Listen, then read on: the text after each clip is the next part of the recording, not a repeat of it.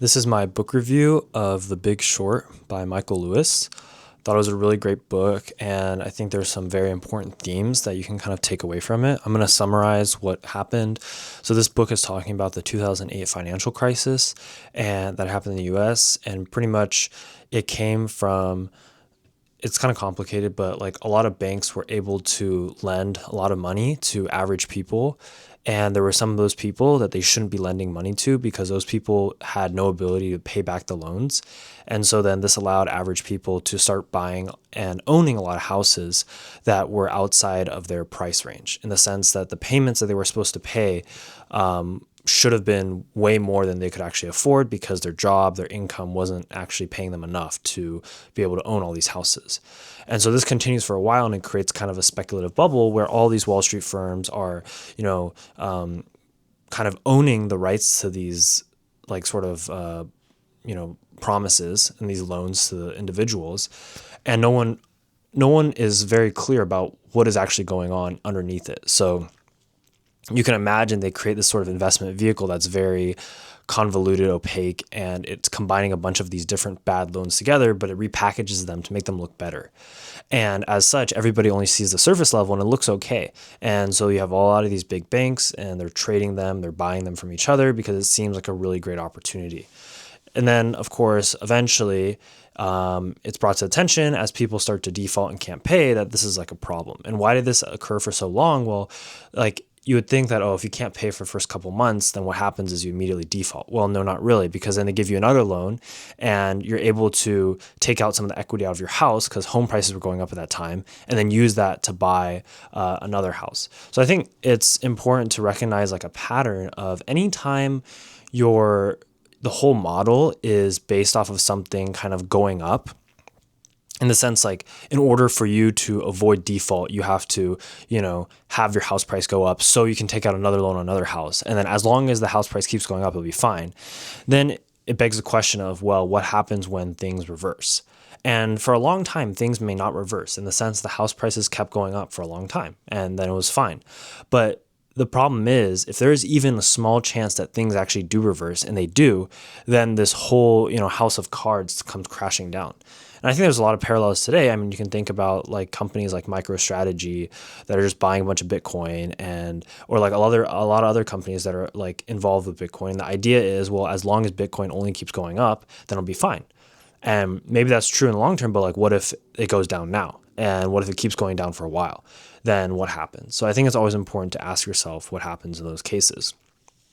Another big takeaway from this was that while we may view Wall Street, the big financial firms, as like, oh, they're really trustworthy, they're really amazing, the truth of the matter is they're not. And this really highlighted that, in the sense that there was a couple individuals who were more independent, more contrarian, which means that they were going against the grain, against the public opinion.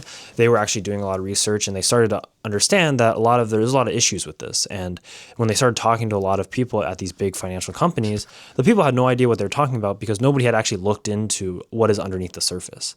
And so I think it just reinforces this idea that you should always really question things, because the truth of the matter is, everybody's lazy and nobody wants to do due diligence and actually do research. And just like how nobody wants to, read books in their spare time, nobody wants to go through like financial reports, nobody wants to look at things or question things. And it's easier when everybody around you, like we see with multiple bubbles. I had the other book about the dot-com bubble, right? Everybody around them was buying like internet stocks, and then, have AI bubble now, everybody's buying AI stocks. And then back then it's like everybody was buying into these kind of, home loan like investment things. And as such, right, what happens is when everybody around you is doing it, then you think it's a good thing to do, and that pushes you. And then people who question it are usually sidelined or ostracized, and they're put to the side, and they're classified as like the wrong group, right? Because they're the minority, everybody's doing the majority thing, you want to be in the majority. And this leads to a huge bubble. And then another interesting thing was, like, in the conclusion of this, what happens is a lot of companies, lose a lot of money in the sense of like being a bank, because they invested too heavily in this. And then the government just bails out everybody, which is like pretty crazy. I mean, not everybody, but majority of them. So it makes you understand that it's not really like a fair level playing field, because if you were a small person and you lost a bunch of money, you're not going to get bailed out. But if you're a big bank who in the sense was too big to fail, in the sense like if you failed, the fabric of America would very largely be questioned, and potentially the currency could go to zero and stuff like that. Like, because of those impacts, the government had to bail you out. And that just makes you understand that like the people at the top who run these companies are not going to like ever pay or ever, be held responsible, because although some of them were let go when it was found out that they, took the entire company with them to bankruptcy, a lot of them stayed. And a lot of those people who actually like helped, or at least were responsible, maybe they didn't directly perpetuate it, but they were a CEO in charge of a company where the people underneath them were involved in a lot of this. Those ended up being the people who made the rules to decide how things were kind of going to be going forward. And this is what you can see with one of the problems was there was a ratings agency called Moody's, and there's a couple other ones, and there's only like a couple in the US. And for some reason, they're publicly traded companies, which makes no sense. And also they get a percent from the kind of things that they rate. So for example, if a big bank is asking them to rate something, the big bank can provide them with a model and a way to rate the certain investment vehicle. And then this rating agency will get like a fee and a percent. And so they were rating, that was another problem, is they were rating all these kind of bonds and stuff as like, oh, this is really good, really safe. It's as safe as the government stuff. And so everybody believed them, and nobody did anything to like check of what actually they were made of.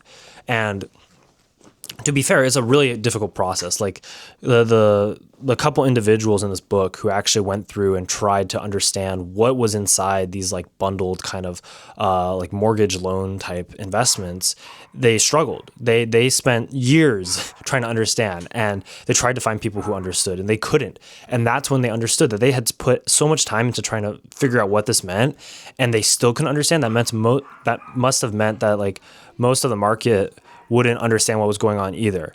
And so as a result of that, like sometimes it can be fine, but if you like have everybody in the market doesn't understand what's going on, then you always have to consider the flip side. I think like sometimes the flip side's not right, but you have to consider it. And that's true in all aspects of life. I've said this time and time again, nothing is black and white. There's shades of gray. So whenever you see yourself at one extreme or the other, you must like actually think about what could happen at the other extreme and put that into your kind of investment thesis or just whatever action you're going to take. Because if you did that, then you would have seen potentially, or at least reduce the losses that could have happened. And this is just another example of how groupthink can really just take control of everybody. But I really liked, his writing style. And there's also a pretty good movie that I've watched too called The Big Short, and it's pretty accurate. So I think that there's a lot sometimes that we feel we can't do because we feel like, oh, other people have opportunities, they have, connections that we don't have. But it shows you that at the end of the day, sometimes those connections don't really lead to anything. Like, yes, those people, they get salary, et cetera, but really what happens is, if you're talking about like the people who made the biggest amount of money from investing in the correct direction, they were the people who did go against the grain. And as such, there is a lot of opportunity there. So don't give up. Always like kind of question things and try to get at a truth for yourself, and don't just take people's, what they say at face value. I mean, I've seen this time and time again. When we read the .con book, right? A lot of the people on the mainstream media were like pushing a lot of these internet stocks, and then eventually they went to zero. And then you see this like with these kind of situations again. A lot of the so-called experts were pushing these risky kind of investment vehicles, and then they eventually went to zero. And you may see that again today. So one of the most important things is to control your inputs in the sense of who do you listen to, how much do you listen to them, and how much research and critical thinking do you do on your own. So I think if you can really come to terms with that, that'll guide you in more aspects than just investing, but in life in general. If you have any other questions, just put them down below and subscribe for more.